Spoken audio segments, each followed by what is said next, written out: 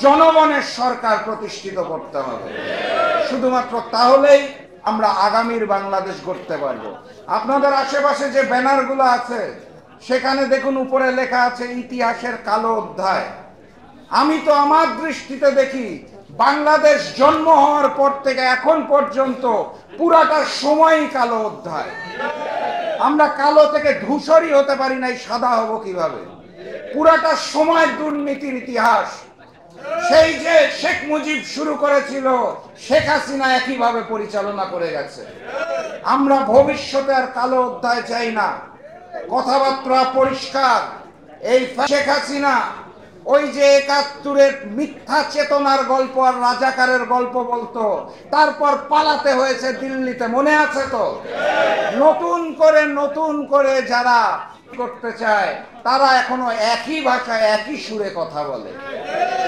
আমরা ভেবেছিলাম গণভোটে আওয়ামী লীগ না ভোট দিবে আর আমরা বাকি সবাই হ্যাঁ ভোট দিব। আমি সোশ্যাল মিডিয়ায় দেখতে পাচ্ছি আওয়ামী লীগের সাথে সাথে বিএনপিও না ভোটের প্রচারণা চালাচ্ছে। নতুন বাংলাদেশে এই সকল ফাঁদি কায়দা চলবে না। তারা আমাদেরকে বলতে চায় ৭১-এর জামাতকে দেখুন।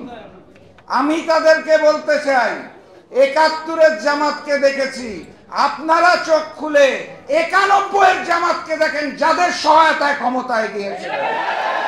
আপনারা চোখ খুলে ২০০১ সালের জামাতকে দেখুন, যাদের সহযোগিতায় রাষ্ট্রীয় ক্ষমতায় গিয়েছে। আপনারা চোখ খুলে সেই মজলুম জামাতকে দেখুন, যারা হাসিনার আমলে বুক পেতে দিয়েছিল রক্ত দেওয়ার জন্য। চোখটা খুলে দেখুন, শেখ হাসিনার কায়দায় কথা বলা বন্ধ করুন, না হলে শেখ হাসিনার মতো আপনাদেরও বাংলাদেশ ছেড়ে সংগ্রামী সাথী এবং বন্ধুগণ, বক্তব্য দীর্ঘায়িত করব না, শুধু আহ্বান জানিয়ে যেতে চাই। আগামীকাল ৩ তারিখ আন্দোলনরত ৮টি দলের শীর্ষ নেতাদের বৈঠক আছে।